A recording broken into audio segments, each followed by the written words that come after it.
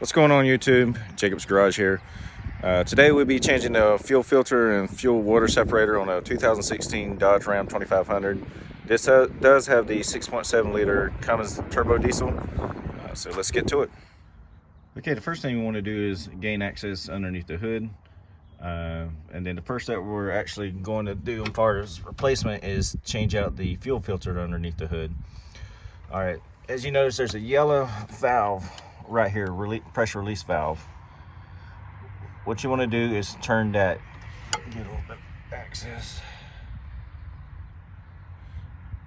As you can see, it says to open, turn counterclockwise, close, turn clockwise. What you're going to want to do is turn this screw with a Phillips head counterclockwise, and it'll just stop. Not too hard, just twist it a couple turns and it'll stop. What that does is release the pressure buildup in the fuel filter chamber. Once you have that, then we can remove the fuel filter cap, housing cap, and change out the particle fuel filter. All right, now I turn a couple turns counterclockwise. It's loose. A few drops near the bottom. Next thing is we're going to take off this cap for the fuel filter chamber, as I call it. The size for this is I'm using a 1/2 inch ratchet with a 3 inch extension, and the size of the socket is 1 1/8. Fairly large size, but 1 1/8 is what I've been using to get the job done. So, all right. So now I got the cap off. Just word of caution: don't over tighten when you put these things on, because it does build up a lot of pressure. So if you're like me, you only get millimeter its way. Just give it a few turns, let the pressure release from the chamber, and then it comes a lot easier. So it's not exactly turn counterclockwise and comes right off. So it does have a lot of pressure buildup. So just give it a couple turns, let the pressure release out of the chamber, and then obviously it comes right off. So as you can see, we got the particle fuel filter down the chamber. Just reach down and grab it. In and out. There you have it.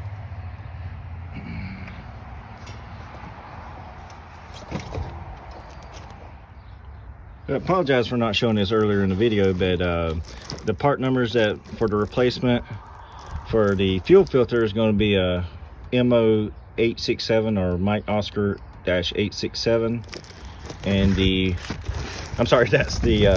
that's the water separator. The fuel filter is the Mike Oscar 291, that's MO291, and the water separator is MO or Mike Oscar -867.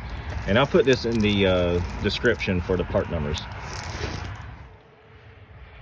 Next step we're going to do is remove the rubber O-ring around the housing. It's kind of hard to see, and I've even missed it one time. So always remember, look for the O-ring. If it doesn't come with the cap, or doesn't come off with the cap, check the housing, and of course it's there. You want to remove that and replace the new one, or you'll be leaking out of the fuel filter chamber. All right, just get off with a simple pair of pliers, and as you can see, the new fuel filter comes with a new O-ring, so we no longer need this. Just discard it. Okay, we want to put the new O-ring around the housing, so it's kind of hard to tell, so I'm just going to put it on, and then we can show you once it's installed.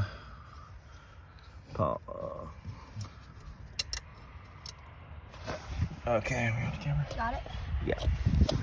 All right. Let's see. So we have it installed. I just go around each of the corners, make sure it's all the way down, not in the middle threads. It's an O-ring, right? Yep. O-ring. Nice and even. All right. Okay, so now let's zoom in a little bit so you can see. And you see I got it, the O-ring seated all the way around the housing. Make sure it doesn't go over this lip, because it has been known to, when you install it, go over this lip. So just feel around, especially the backside where you can't see, and ensure that this O-ring did not go past this lip, that it actually is seated at the bottom on the last thread. So next we're going to insert the new filter or fuel filter. If you can see, or towards the center of the fuel filter, it's an oval shape. And that will correspond an oval shaped piece here in the housing. So what you're going to do is just make sure that piece in the housing inserts in the middle of the oval port here, and you just push the filter down. It just snaps right into place. You can turn it slightly to the right just to make sure, and tug on it just to make sure it ain't coming loose, but it should just pop down and it should be it. And I always just turn it to the right or left a little bit and pull up just to make sure that the filter is seated. All right, once you have it placed nice and seated, as you can see, let's see, get a few tugs. It's not going anywhere. It's nice and seated in the housing. And there we go. So now we got the O-ring and the fuel filter installed. Next, yep, we're going to put this cap on. All right. And we'll follow by the cap. Once we got the cap installed, again, not too tight because it does build up pressure and it's going to be much harder to change next time. Well, we're going to take the Phillips head and turn that valve back clockwise. Again, it's just a quarter turn, and that closes off and begins to build up pressure once you crank up the vehicle. All right, let's get to it. All right, now that we got the cap on nice and tight, we're gonna turn this pressure valve counterclockwise a quarter turn until it stops. Just to make, all right, just to make sure it's closed.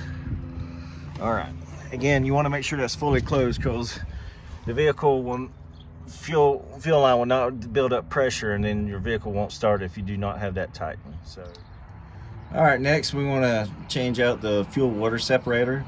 It's located right underneath the bed of the vehicle, right next to the rear axle, as you can see. It's kind of hard to get to. I mean, you definitely want to do this job when the exhaust system is cold. I don't recommend to do it right as you come into the garage because it'll be warm and hot. Diesel exhaust gets really hot and burns you very easily. So first thing you're going to want to do on changing this is this nozzle at the very bottom.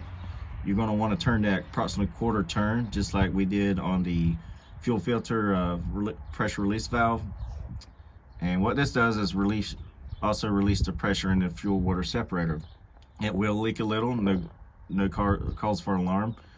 It's perfectly normal, and what this does, like I said, is release the pressure in the fuel filter so we can remove it. All right, sorry about this, guys. My phone battery was dead, so I had to recharge a little bit, but here we're back. We've moved the nozzle counterclockwise, half turn, not quarter turn, and it leaked a little bit of diesel fuel out and released the pressure. And as you can see, we have a line going from the fuel water separator to the housing here. All we do is just disconnect. It just connects right in. Just disconnect that. Make sure you disconnect it because you're going to need it. And take the filter off. The way I've been cheating to take the filter off is I'm using a C-clamp. Obviously, I try the filter clamps, but with limited spacing and how tight this filter usually is, I usually just use a C-clamp and it comes right off. No issues. All right, I will be back. All right, guys, I got my little buddy Bentley helping me out change the fuel separator. So as you can see, he's got the clamp on. We got it one turn around, right, buddy? Yeah. It's broke loose, so now we just got to loosen that clamp up, readjust it to where we have room to turn it counterclockwise, loosen again. There you go. There you go. Now I can't pull it anymore. That's fine. Remember what we just did. Loosen that up, the clamp up, turn it back over again, and then maybe one more turn we'll have enough where we can loosen enough where we can just turn it by hand. All right, we'll be back. All right, looks like you almost got it. Just take it off. Got it. Bring it down. Let's just let it Drip a bit. Yeah. I got you. It smells like gasoline down here. Should I turn it over? It's diesel. Yeah, just bring it down slowly so you don't drop it on yourself.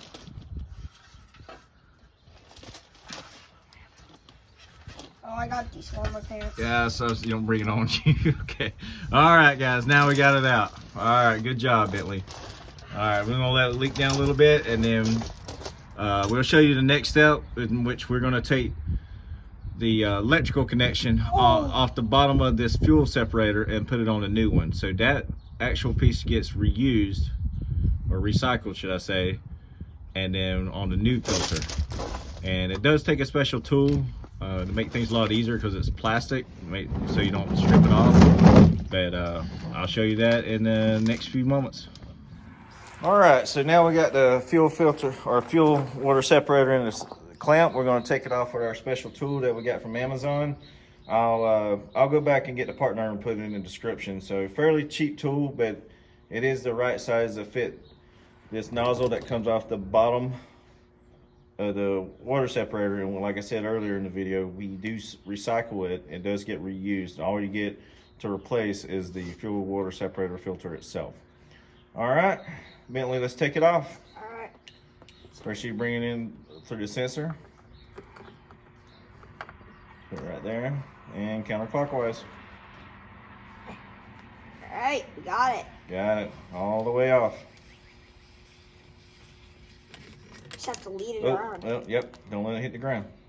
All right. All right, we have the new water separator here in the clamp. But first things first, we got to take this old O-ring off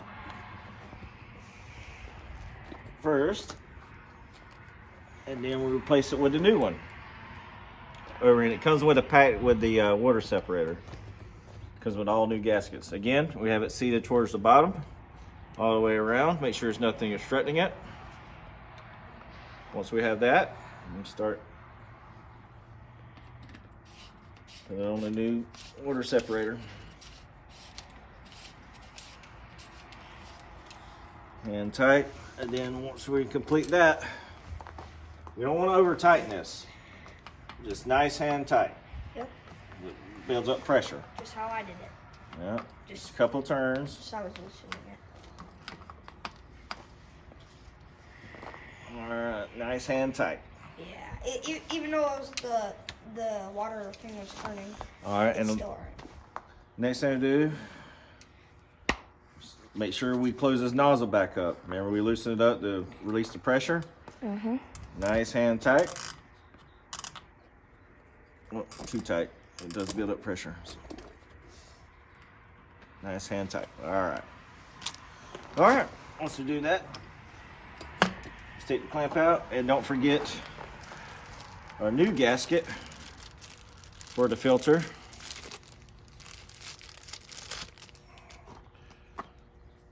Make sure it's nice and seated and even all the way around. Is it like sticky on it though?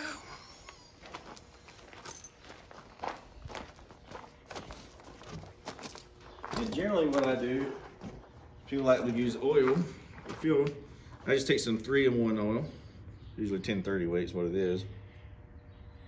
And just put a nice little bead all the way around the gasket. Nice even bead.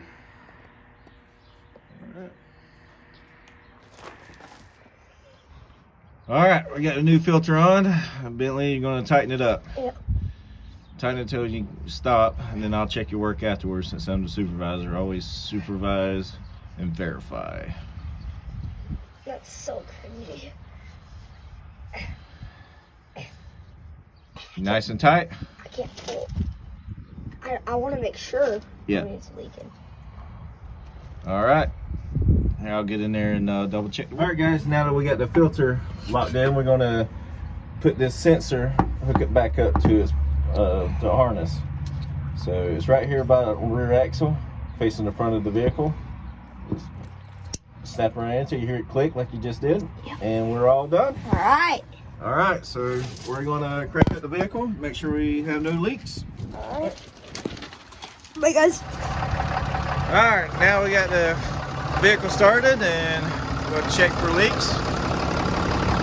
Make sure nothing's coming from the top of the filter.